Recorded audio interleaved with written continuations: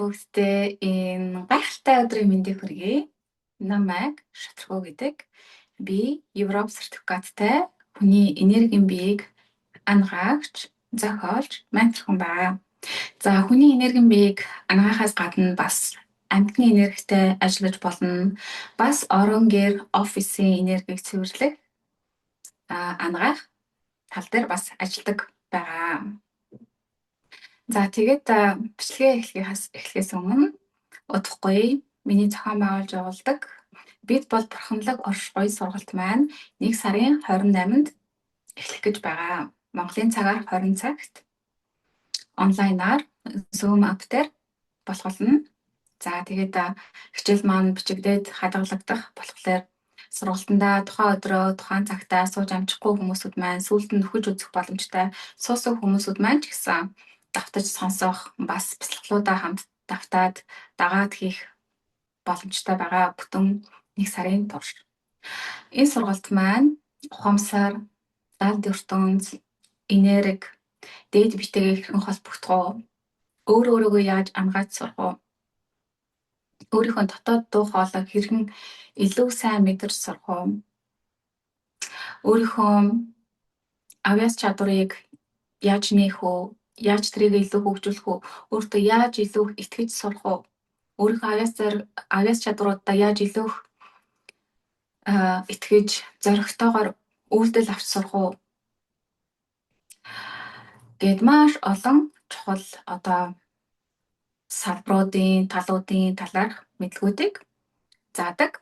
За тэгээд хичээл маань бол сургалт маань бол цаг 30 минут үргэлжилдэг. Хичээлийнхээ сүүлийн 10-аас 15 минутанд бид нар өөртөө холбогдох, өөрийгөө ажиглаж сурах, дотоод ертөнцөөр аялах, өөрийгөө ангааж сурах, аялал буюу бяцлаглалыг хамтдаа хийж өгдөг байгаа. Энэ сургалт маань бол одоо ингээд дөрөвт шат нь эхэлж байгаа. Өмнө нь 1-р шат, 2-р шат, 3-р шат гэдэг 3 сар үргэлжилсэн байгаа. За энэ хугацаанд бол суусан хүмүүсүүд маань эхнээсээ одоо өөрийгөө ангаах аргад суралцаад явж байгаа. Миний сургалтанд 3 сар суусан нэг эгч маань, оролцогч маань бол одоо өөрийгөө ангаагаад явж байгаа. Миний сургалтанд сууж эхлэхээс өмнө гараа өргөж чаддаггүй байсан гинэ. Тэгээд 3 сарын турш одоо энэ мэдлэгийг үнцэнтэй мэдлгүүдийг аваад би бас групп нэгээд групп дээр материалуудыг хуваалцдаг байгаа. Одоо дуу аялгаугаар ангааж болох өндөр гэрцийн хөгжмүүд, мантрануудыг за тэгээ сонсох хэрэгтэй, үзэх ёстой кинонууд ч юм уу, материалууд ч юм уу гэдэг тэ. Тэгээд бас бит хортой одоо бидний энергийг маш их унааж байдаг одоо бүтээгдэхүүнүүд тэ 3 дахь мэлмиг одоо ямар бүтээгдэхүүнүүд хаадгийн гэдэг ч юм уу тэ энэ талаарх мэдлгүүдийг бас олгодог байгаа. За тэгээ өөрийгөө энергийн түвшинд цэнэглэж сурах аргуудаас бас хуваалцдаг байгаа. За энэ арга техник болгоны ингээд өөрийнхөө амьдралдаа яг ингээд өдөр бүр ажил хэрэг болгож чадсан хүмүүсд маань эхнээсээ өөрийгөө ангааж сурч байгаа. Тэр ихч маань болохоор гараа эхэндээ өргөж чаддаггүй байсан бол одоо ингээд 3 сарын дараагаар гарны юм гоё өндөр өргөж чаддаг болсон гэж байгаа байхгүй. Тэгэхээр энэ маань юуг илэрхийлээд байна гэхээр хүн болгон биднэрт одоо өөрсдийгөө ангаах чадвар боломжууд байдаг. Гол нь яаж ангаадаг вэ гэдэг арга техникийг нь мэдэж авч чадах юм ба шүү дээ. Тэ? Энэ техникийг мэдлгүүдийг олж аваад энэ аргуудыг өдөр болгон өөртөө ажил хэрэг болгож өөрийнхөө бодлын түвшинд, сэтгэл зүйн түвшинд, энергийн түвшинд ажиллах энэ энерги одоо яаж хэрхэн зөв захиран зарцуулах хэрэгтэй байдیں۔ Гэдэг маш олон талын мэдлэгийг одоо энэ сургалтаараа заадаг байгаа. Энэ сургалт маань бол одоо үргэлжлээд бас хэдэн сар үргэлжлэх болно. Ерөнхийдөө бол би энэ мэдлэгийг эхнээс нь ингээд гүнзгий түвшинд хүмүүсүүдэд заагаад явж байгаа. За тэгээд одоо 4 дахь шат маань эхэлж байгаа. хүсэж байгаа хүмүүст мань дүүртэх шатнаасаа эхэлж болно тий. Эсвэл бол бас дүүртэх шатандаа суучаад өмнөх хичээлүүдэд бас нөхөж авч сонсоод тий бүх юм ингээд суурьтай ингээд эхнээс нь сайхан ойлгоод явъя гэж бодож байгаа хүмүүсд байх юм бол ингээд бас өмнөх хичээлүүдэд нөхөд авч сонсоод явах боломжтой. Тэгээ хичээл маань тэгээ онлайн болох дээр хаанч байгаа монголчууд маань дэлхийн өнцөг болон бүр сууж байгаа амьдарч байгаа хүмүүсүүд маань бас суух боломжтой байгаа. За тэгээд тийм болохоор та нар маань энэ сургалтандаа суухыг эсвэл амжилт бүртгүүлээрээ тий. Тэгээд 1 сарын 21-ний хүртэл одоо хямдралтай буюу 222 мянган төгрөг байгаа. 1 сарын 21-ээс хойш одоо өнөө маань 255 мянган төгрөг болох байгаа. За тэгээд энерги хангалтын талаар бас би танартаа бас богинохон мэдээллийг өгье гэж бодож байгаа. Энергийн хангалтыг хийхдээ би бол тухайн хүнийхээ өөрийн дээд биетэй холбогдож тухайн талаарх мэдээллийг авдаг байгаа. Яг одоо энэ цаг мөчид те яг нэн төрөнд хийгдэх хэрэгтэй байгаа энерги хангалтууд юу байна? Юу одоо өөрийг нь хойшин татаад байгаад байгаа. Ямар нэгэн сүнс ч юм уу тийм ээ сөрөг бисүүд одоо энергийн бин дээр нь байгаад хаалтууд үүсгээд тухайн хүнийг одоо урагшлахад тийм ээ ямар нэгэн зүйлийг бүтээх ямар нэгэн зүйлийг ард гарах ч юм уу өссөн зүйлээ материалдаг болгох одоо манифест хийхэд нь саад болоод байгаа ч юм уу тэ өөрийгөө илэрхийлэх гэхэд нь одоо хоолой хүрд нь хаалт үүссэн байгаа юм уу тийм ээ ямар нэгэн айцын энергиэр дүүрэн байгаа юм уу тайван биш байгаа юм уу төвлөрөхөд чинь асуудлуудтай байгаа юм уу гэд бодлын бие дээр энергийн бие дээр сэтгэлийн бие дээр махан бие дээр чи ингээд онцлогоонуудыг хийдэг байгаа. Бүх төвшөнд тэгээ онцлогоо игээд гарч ирсэн мэдээллийн дагуу бүх зүйлүүдийг ингээд цэвэрлээд анаагаад сүүлд нь ингээд тухайн үеийн энергийг дэвшлүүлж өгдөг байгаа. За тэгээд энэ энергийн хангалтаар болоод маш олон зүйлүүдийг хийх боломжтой байгаа. Цаг хугацаагаар аялах жишээ. Өнгөрсөн тухайн сүнс маань бол одоо маш улаан амьдралаар амьдарсан, маш арвин туршлагатай сүнс байгаа шүү дээ. Бүх хүмүүсд ерөөхдөө сүнс тийм ээ. Мэдээж яг илүү их маш их туршлагатай сүнс гэж би тэрийг бол хөвшин сүнс гэж нэрлэдэг. Залуухан сүнснүүд бас бай хэдхэн амьдралыг одоо амьдралад явж байгаа тийм ээ. За ерөөхдөө бол ингээд маш олон амьдралыг ихэнх сүнснүүд маань туулаад ингээд туршлага мэдлэгийг ингээд цуглуулахын хажуугаар бас янз бүрийн хүнд туршлагуудтай учирсан түүнээсээ болоод одоо ингээд траума авчихсан сүнснүүд бас байгаад байдаг.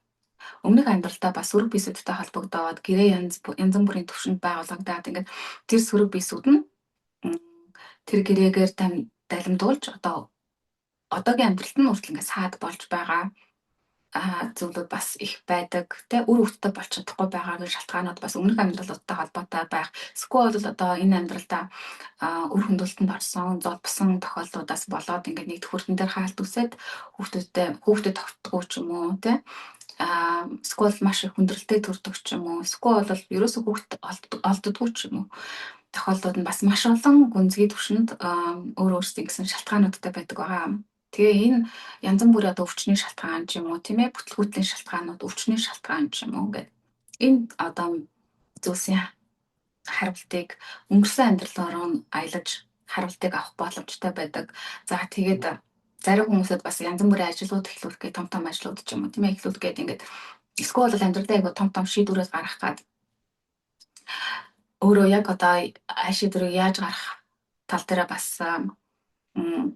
мэдэхгүй байх те эргэлзээтэй байх тохиолдлуудад бас ирээдүйн цаг руу тохиолны одоо боломжит хувилбар руу очиж ирээдүгээ судалж тэ өөрт нь хэрэгтэй одоо сонсчвол хэрэгтэй байгаа хариултыг нь бас дээд биеэр нь дамжуулан авч өгдөг байгаа. За тэгээд ерөнхийдөө бол ингээд хил ам гэдэг ч юм уу тийм ээ хар цагаан хил амч гэдэг ч юм уу энэ зүйлүүдийг бас арилгах ч юм уу тэгэхэд маш олон төвшөнд ерөнхийдөө болвол сессия буюу энэ энерги хангалтыг хийх боломжтой байдаг. Энэ талаарх дэлгэрэнгүй мэдээллүүдийг бол би өөрийнхөө энэ бичлэгийн доор оруулчихсан байгаа. Энерги хангалтаар юуг хангаж болох вэ? Тэ гэр орны энерги бас мэдээж хэрэг маш чухал байдаг. Хүмүүсүүд маань тэ өөрийгөө энергийг цэвэрлээд ангаагаад яваад байдаг. Тэгтэл гэр орондоо очоод гэр орных нь энерги хэрвээ маш доор одоо тэ хэцүү биетүүд хэрвээ байгаад байгаа бол тухайн үний энергийг одоо ингээд сорж авах ч юм уу тийм ээ. тэр чинийгээрээ тухайн хүн маань энерги алдагдлалд ордог, амарч чаддаггүй, төвлөрч чаддаггүй, аз жаргалыг мэдэрч чаддаггүй, тайван байдлыг мэдэрч чадахгүй байх тохиолдлууд бас маш их байдаг. За тийм болохоор та бүхэн маань энэ талаарх мэдээлэлтэй танилцахыг хүсэх юм бол энэ бичлэгийн доор орсон байгаа мэдээлэлтэй танилцж болно. Сургалтаар бас өөр юу заах, ямар мэдлгүүдийг олж авах боломжтой гэдэг талаарх бас бүх мэдээллүүд ерөөхдөө энэ бичлэгийн доор орчсон байдаг баа шүү. Тийм болохоор та нар маань сонирхож ойлгож танилцаарай. За өнөөдрийн бичлэгээр бол би нэгэн сүүлд одоо оруулсан бичлэгийн маань нэг доор ирсэн комментийн дагуу одоо хий гэж бодсон юм аа. Энэ бичлэгээ юун коммент ирсэн бэ гэдгийг болоод бүгдээрээ та нартай би эхэлж уншиж өгье. Тэгээд энэ комментийн дагуу хариултыг өгөөд бас та бүгдтэй бас энэ талаарх мэдлэгтэй байж ах хэрэгтэй гэдэг үднээс энэ хариултыг өгөхийг хүссэн юм аа. За энэ коммент маань юу гэсэн коммент байсан бэ гэхлээр хүн бүр ухамсарын түвшинд өөрчлөгдөх шаардлагатай. Сэтгэл зүгээ удирдах, зөв хандлах, суулгах сургалтууд их нэгдэсээ үн төлбөргүй гэж байгаа. За ерөнхийдөө бол эхний бичсэн хэсгүүдтэй нь бол би мэдээж хэрэг маш их санал нийлж байгаа. Мэдээж хэрэг бол энэ дэлхий дээр яагаад ийм олон одоо хэцүү үйл явдлууд болоод идэх юм бэ? Тийм ээ? Ядчил өвчин гэдэг ч юм уу, тийм ээ? Яагаад ийм олон хүмүүс одоо энэ цаг үед махан биеийн түвшинд, тийм ээ? Физик биеийн түвшинд өвчин зовлонгоор дүрэн байна. За тэгээд сэтгэл санааны хувьд ч гэсэн маш их өвчлөлтөө хүмүүсүүд маш их байна шүү дээ. Тийм ээ, өөрсдөө ч энэ доо өвчлөлт орчихсон байгаа, хэцүү байдалд орчихсон байгаа гэдгээ чи мэдэхгүй явж байгаа хүмүүсүүд бий. Оюун санаа бодлын хувьд ч гэсэн маш их өвчлөлтөө хүмүүсүүд байна. Дандаа сөрөг зүйлүүдийг боддог. Муу мухай зүйлүүдийг боддог. Тэгээ тархин одоо бодол нь болоод бүр ерөөсөө маш хэцүү зүйлүүдээр дүүрч гисэн хүмүүсүүд маш их байна шүү дээ. Тэгээ энэ бүхнийг бол ингээд яаж одоо хангаах, яаж бодлоо эрэг болгох вэ? Яагаад гэвэл бидний бодол гэдэг зүйл чинь маш хүчтэй. Яагаад гэвэл бидний бодож байдаг зүйлүүд маань амьдралыг маань бүтээдэг байгаа. За ганцхан бодол биш. Бодлоос илүү хамаагүй хүчтэй зүйл бол сэтгэл санаа буюу бидний мэдрэмж байдаг. Сэтгэл санааны бие дээр одоо бид нар ямар мэдрэмжийг илүү хүтээж явж байна? Тайван байдлаар дүүрэн байгаа юм уу? Эсвэл бол төвшөртэй байдлаар дүүрэн байгаа юм уу? Аз жаргалтай байгаа юм уу? Сэтгэл хангалуун байгаа юм уу? Эсвэл бол бүр айц, зэвүүцэл, үзий ядалтаар дүүрчээд яваад байгаа юм уу? Гойнгаар гимчлэр дүүрчээд яваад байгаа юм уу? Энэ мэдрэмжүүд чинь бидний амьдралыг бүтээж байдаг байгаа даа. Тэгээ хүмүүсүүд хэлдэг би ингээд маш их хичээдгээ, маш их ажилдгаа, амьдралаа одоо сайхан болгохын төлөө би маш олон жил ингээд хичээлээ хөдөлмөрлөө. Тэгтэл миний амьдрал өөрчлөгдсөн юм алгаа. Маш сайхан болоод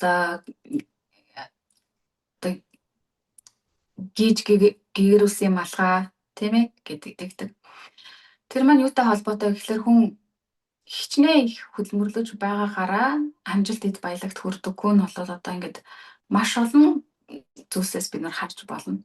Баян хүмүүсүүд бүр маш их баян болчихсон хүмүүсүүд ч юм уу. Тэр тэгж их хөдөлмөрлөдөггүй шүү дээ. Тэгээд бид нар бол илүү ухаантай нэгт алсын хараатай ажиллана. Хоёрт бас хинтээ яаж юу хийх үү гэдгээ бас маш сайн мэддэг ч юм уу. Энерги маш зөв зохицуулдаг, цагаа маш их зөв зохицуулдаг. Гэт ерөнхийдөө бол маш олон түвшиндөө тухайн хүмүүсүүд маань одоо өөр байдаг л да. Одоо энэ мэдлгүүдийг мэддэг хүмүүсүүдтэй харьцуулахад бол. За тэгээд тийм болохоор мэдээж хэрэг ухамсарын тал дээр бол ажлуудыг хийж өгөх хэрэгтэй байгаа, тийм ээ. Маш хүмүүсүүдийн ухамсар маш доогуур бие. Тэр чинийгээрээ өөрийгөө маш их зовоодаг, бусад хүмүүсүүдийг маш их зовоодаг хүмүүсүүд байна. Ийм нийгэм байна, тийм ээ. За тэгээ ийм сургалтууд маш их хэрэгтэй угаасаа. Аз болоход одоо бол энэ талаар маш олон хүмүүсүүд энэ тэндгүй ярьдаг болсон байна. Монголд маань ч гэсэн маш их ярьж байна. Тэгээ гадаадад ч гэсэн маш их ярьж байна. Ерөөсөө Энэ асуудал ганцхан Монголд болоод байгаа зүйл биш. Эсвэл ганцхан гадаадд болоод байгаа зүйл биш. Дэлхийд даяар одоо энэ хүн төрөлхтний хомсрын сэргэлт гэдэг зүйл болж байгаа болохоор хүн төрөлхтөө одоо энэ сэдв рүү ааж маажмаар ингээд орж эхэлж байна. Тэ? Тэгэхээр нөгөө ийм сургалтууд хэрэгтэй байна. Тэ сургууль хэрэгтэй байна. Тэгтээ үн төлбөргүй гэж байгаа. Үн төлбөргүй. Үнгүй юм ер нь хаана гэдгийг. Үнгүй юм хулганы хавханд л байдаг. Тийм ээ? Хүмүүсүүд ерөнхийдөө бол үнгүй юм маш их дуртай нугсгүй. Тэг үнгүй юм гэхлээр нь тэгээд яг юу юм?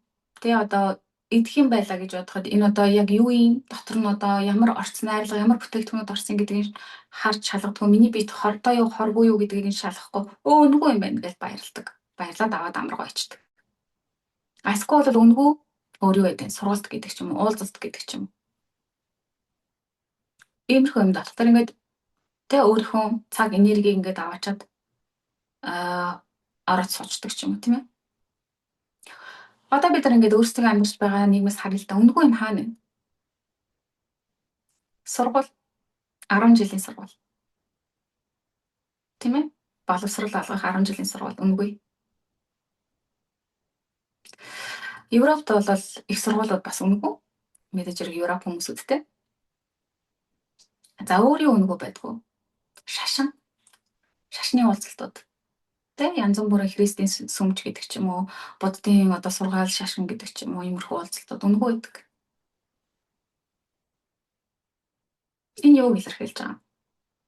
Үнэхээр тэнд тэ хүний тухайн одоо хүмүүстэй урьж байгаа, тухайн ирж байгаа хүмүүсүүдийн үнэхээр амьдрал нь хэрэг болохоос сайн зүйлүүдийг хүмүүсд зааж өгөхгүйд тэ энэ бүхэн үнгүй байгаад байгаа юм уу?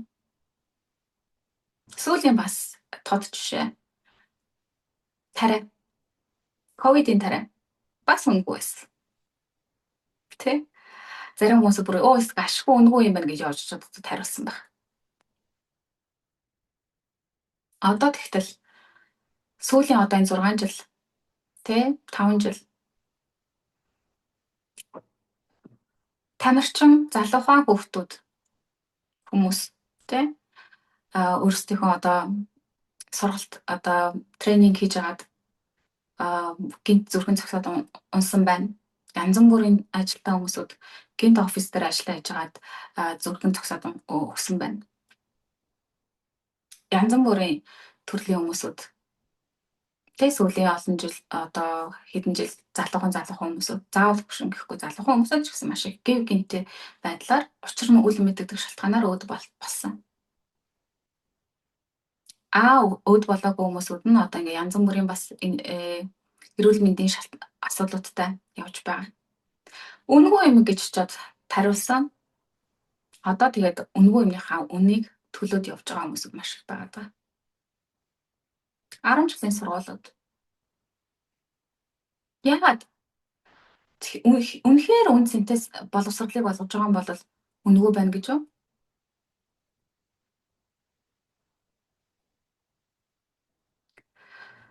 Арван жилийн сургуулиуд хүүхдүүдийн тархийг хэрэггүй зүйлээр маш их дүүргэдэг.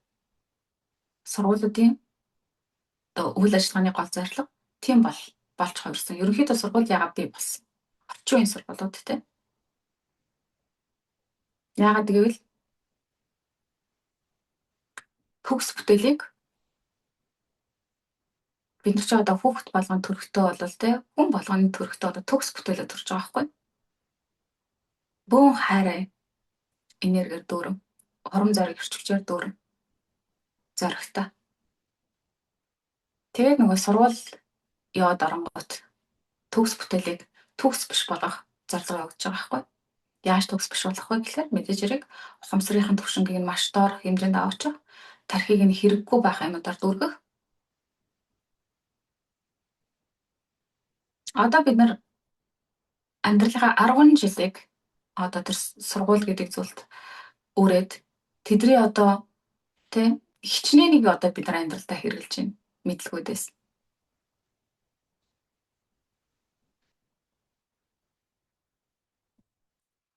За тэгээд тэр шашны янз бүрийн уулзалтууд, цуглаанууд өнгөө аваад идэг. Тэдний цаана ерөнхийдөө энэ одоо байгууллагуудын цаана хэн зогсоод байгаа? Энэ боловсролын том системийн цаана. Тэ энэ шашны уулзалтуудын цаана хэн байгаад байгаа? Мэдээж хэрэг нэг хүн байгаа тийм ээ. Нэг биш байгууллагууд байгаа. Санхүүжилт нь хаанаас гарч ирээд байгаа? Яагаад ийм зүйлүүдийг ингээд санхүүжуулаад хүмүүсүүдэд өнгөө өгöd байгаа? Үнэхээр тэр хүмүүсүүдийн зорилго нь үнэхээр тэ сайн сайхан хүн төрөлхтний төлөө байгаад байгаа болохоор энэ бүхнийг өнгөө өгöd байгаа гэж юу? Тэ одоо тэр юм тарай. Тийм л сайхан сэтгэлтэй хүмүүсүүд юм бол яагаад тэр одоо хорт хавдрынхан тийм үнэтэй одоо ийм эмчилгээнүүд нь өнгөө байдаггүй?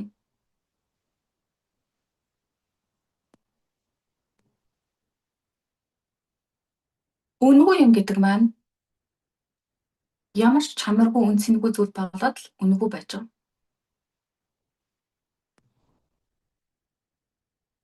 Нэгт, хоёрт өнгөө юм гэж явж ороод тархиа баахан угаалгаад маш олон жилийг өөрийнхөө амьдралыг өгөөхөж тухайн одоо газар орох ч юм уу, тухайн цуглаанд орох ч юм уу, тийм ээ, тухайн сургуульд явах ч юм бол сургалтанд суух ч юм уу, өөрийнхөө цаг энергийг тэр зүйлд өгч байгаа байхгүй. Та мөнгөн хэлбэр юмыг төлөхгүй байж төлбөр төлөөгүй байж болно. Гэтэ төлөөс нь энергийн түвшинд байдаг байгаад байгаа байхгүй. Тийм болохоор үнгүй юм гэхлээр шуурдгаа болох хэрэгтэй. Үнгүй юм гэж энэ дэлхийд байхгүй. Төлөөсөө ямар нэгэн хэмжээгээр авчил байгаа. Таны цагаар, таны энергиэр, таны анхаарлаар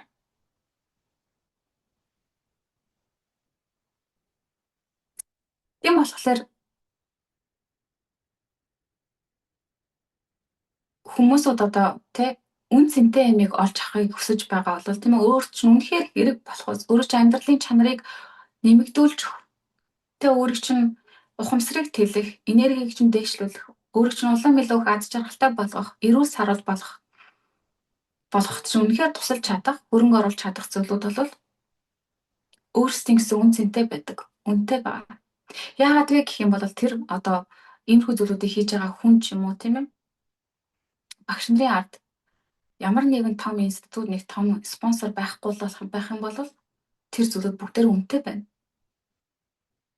Үнэгүй байна гэдэг чинь бол ямар нэгэн цаана бодлого байж байгаа тухайн хүмүүсийн одоо анхаарал, энергийг ашиглах, тэр тархийг нь хэрэггүй зүйлүүдээр угаах, тархийг нь угаах ийм бодлого явж идэг байхгүй, ийм даалт бодлогууд маш их байж идэг. Хүмүүсүүд энийг ерөөсөө олж харж анзаардаггүй. Энэ тэн нэг юм үнгүй юм байна, очиод авчээ. Энд нэг юм үнгүй юм уулзалт болоод байгаа юм, тийш нь яваад орчих. Энергийн түвшинд үл үзэгдэх маш олон сөрөг биесүүд байж идэг. Ялангуяа янз бүрийн одоо тийм одоо шашны уулзалтууд ч юм уу. Одоо бясалгалын уулзалтууд бас байж болно. Үнэгүй гэж байгаа зүйлүүд байх юм бол жоохон анхааралтай хандж явах хэрэгтэй. Жоохон ч биш, бүр ерөөсөө нэлээд анхааралтай хандж байх хэрэгтэй. Энэ үйл ажиллагааны цаана хэн санхүүжилтийг явуулаад байгаа? Хэн бүхий зүйлүүд санхүүжүүлэлттэй байж ижил энэ дэлхийд үсэж байгаа шүү дээ. Би болж байгаа шүү дээ, тийм ээ. Тийм болохоор хувь хүн өөрөө одоо янз бүрийн юм зохион байгуулж байгаа болохоор тухайн хүний хойно ямар нэгэн байгууллага спонсор байхгүй болохоор мэдээж хэрэг өөрийнхөө цаг, энерги, мэдлэгийг бусдад заах гэж байгаа бол тодорхой хэмжээний үн цэнтэй байх нь үн төлбөртэй байх нь ойлгомжтой. Яагаад гэвэл энэ ямар ч үнэгүй хэрэггүй зүйл биш байхгүй юу? Эсвэл бол хүмүүсийн тархийг зүгээр угаах гэж байгаа. Цагийг нь зүгээр өрөх гэж байгаа. Энергийг сорох гэж байгаа үйл явдал биш байхгүй юу?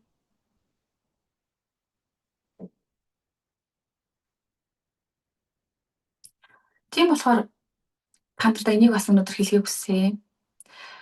Миний бас зохион байгуулдаг сессия хүмүүсүүд бас тэгдэг. Иймэрхүү одоо энергийн ажлууд хийдэг хүмүүсүүд юмнууд хүнээс яах гэж мөнгө авдаг байна гэж байгаа байхгүй. Юу гэсэн үг юм? Тэгээ яах юм энергийн ажил хийдэг хүмүүсүүд бид нар амьдралгүй тийм ээ? Бид нар гэр бүлгүй. Бид нар идэж уудаггүй. Бид нар орон гэрт амьдрдаггүй.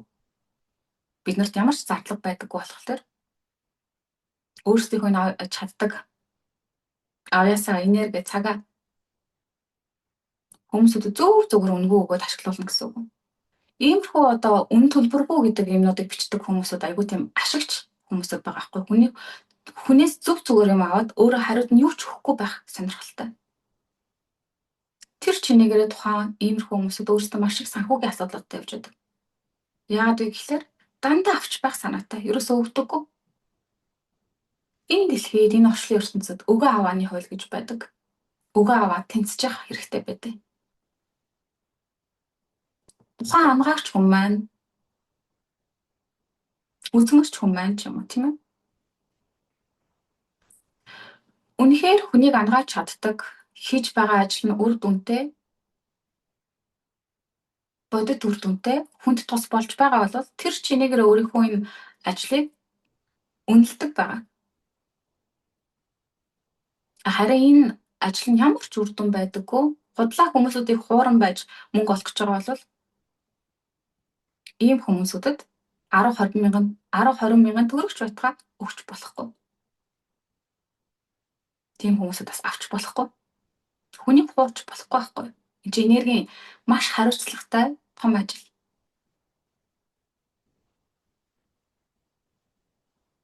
Одоо миний энерги хамгаалтын нэг цагаар хийдэг би. Бүх төвшөнд нь эхлээд онцлогоог нь хийн, дараа нь цэвэрлэгийг нь хийн, дараагийн хамгаалт хийж өгнө, энергийн дэвшлүүлж өгдөг байгаа даа. Бүх үрднүүдийн хаалтуудыг нь гаргаж өгдөг ч юм уу.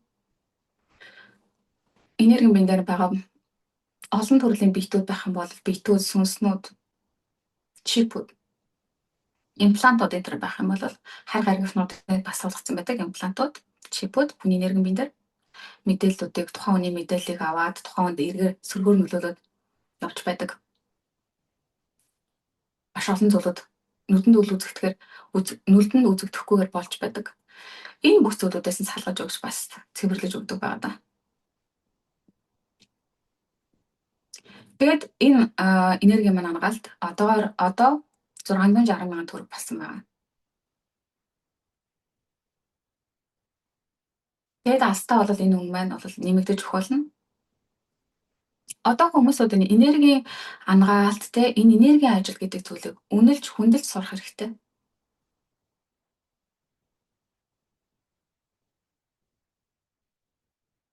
Үнгүү байх хэрэгтэй, эсвэл маш хямдхан байх хэрэгтэй гэдэг. Тэг гандан дээр зүгээр сууж идэг одоо зүгээр ч сууж байгаа хүмүүсд биш л те. Тэгтээ одоо үнэн үзээд идэг юм уу? Үнэн хэлээд идэг юм үл мэдэгдэх одоо үзмэрч ч юм уу? Лам ч юм уу? Бөө ч юм уу? Тийм хүмүүсүүдтэй бас харьцуулж болохгүй. Тийм хүмүүсүүд үнэхээр ажиллаа хийж чаддгүй, үнэхээр мэдж юм хийж байгаа зүйлээ ухамсарлаагүй байх юм бол тийм хүмүүсүүд тийм зүйлийг хийх ёсгүй.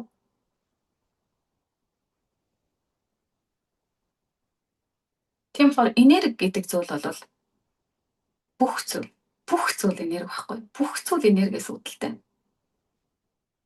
Хүмүүсүүд энерги дутах, энерги маш доор байхад хүн өвдөж эхэлдэг, хүн хямарч эхэлдэг, хүн илүү бүтлгүүтэж эхэлдэг. Амьдралын төр чинээрээ доортож эхэлдэг байхгүй. Тийм болохоор энэ энерги хангаалт гэдэг зүйлийг ч юм уу тийм ээ энэ одоо үн цэнтэй мэдлэгийг зааж байгаа энэ сургуулиудыг үнгүү байлгах гэж үзээд хэрэггүй. Үнгүү болоод ирэх юм бол хин нэгэн цаана зогсож байгаа, хин нэгэн ямар нэгэн бодлогын түвшинд, санхүүгийн түвшинд тэр хүнийг одоо худалдаад авчихсан байна гэсэн үг шүү дээ. Тийм хүн, тийм байгууллагууд бол хүснээ одоо тий чөлөөтэйгээр ярьж, хэлж, зааж үннийг заах боломжгүй болно. Яг тэгвэл тэр хойно зогсож байгаа эрх мэдэлтэй одоо мөнгөтэй хүн ч юм уу байгуулгын ч юм уу сүрэг битэн тухайн хүнийг удирдаад захиа дахраад явж байгаа шүү дээ. Би тиймэрхүү байгууллага бисүүдтэй хамтарч ажилладаггүй, ажиллахгүй. Тийм болохоор миний хийж байгаа үйл ажиллагаанууд өөрөөсөө тохирсон үн төлбөртэй, үн цэнтэй байгаад байгаа. Тийм болохоор та бүгд маань бас энэ үнэгүй гэдэг зүйлүүдтэй бас тийм ээ одоо үнэгүй бараа тарах ч юм уу тийм ээ янз бүрийн гоо сайхны ч юм уу найрлах нь яг юу байгаад байгаа. Үнэхээр одоо тухайн хүний бид эрүүл саруул эрэг тэ өгөөчтэй бүтээгдэхүүн муу юм уу эсвэл бол үгүй юм уу гэдэг энэ төвшөнд хүмүүсд одоо энэ юм болгоныг ажиглаж юмд болгоомжтой сэрэмжтэй хандаж сурах хэрэгтэй юм. За тэгээ та бүгдтэй энэ талаар өнөөдөр хэлж ярихыг хүслээ. Энэ дэлхийд бүх зүйлүүд маш том бодлоготой явж байдаг. Тэр үнэгүй сүмийн уулзалтууд ч юм уу. Тийм ээ? Үнэгүй сургалтууд ийм тариа хортой болоод л үнэгүй байгаад байгаа байхгүй. Энийг одоо хүн төрөлхтөн хүмүүсүүд маань ойлгож ухаарч өөрийнхөө тархийг юугаар дүүргэх вэ? Өөрийнхөө зүрх сэтгэлээ юугаар дүүргэх вэ? Өөрийнхөө биеийг юугаар хооллох вэ? Гэхдээ маш анхааралтай болгоомжтой хандаж байх хэрэгтэй. Яагаад гэвэл энэ дэлхийд маш их хортой зүйлүүдээр дүүрчихсэн байгаа учраас. Маш сайн шилж сонгож байж өөрийнхөө биед нааж явах хэрэгтэй. Тархи руу оруулж явах хэрэгтэй. Бие сэтгэлээ цэнгэлж байх хэрэгтэй. Бичлэгийг маань энэ үртэл үзсэн та нартай маш их баярлалаа. Энэ гайхалтай газараасаа та бүгдтэй хайрын гэрлийн энергийг явуулъя. Удахгүй дараагийн хамтлагаар уулзъя. Бүр баяртай.